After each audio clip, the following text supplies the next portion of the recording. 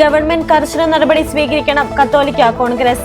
ഒഡീഷയിലെ ജലേശ്വറിൽ വൈദികരെയും കന്യാസ്ത്രീകളെയും ആക്രമിച്ചതിൽ കത്തോലിക്ക കോൺഗ്രസ് ശക്തമായ പ്രതിഷേധം രേഖപ്പെടുത്തി.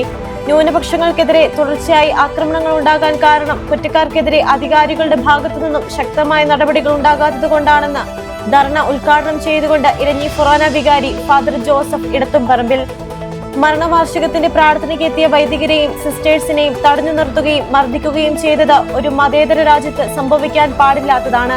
കുറ്റക്കാർക്കെതിരെ കർശന നടപടി വേണമെന്ന് യോഗം കേന്ദ്ര സർക്കാരിനോട് ആവശ്യപ്പെട്ടു. കത്തോലിക്ക കോൺഗ്രസ് രൂപതാ director reverend doctor George Varghese Njarakkunnel, general secretary Jose Vattukulam, Joy Kanipparambil, George CM, Tommy Kannittumalil, Rajesh Parayil, Baby Alunkal, Roy Chummar, Shaji Ernikulam, Raju Arikkuzhippil, Rajesh Kottayil എന്നിവർ സംസാരിച്ചു.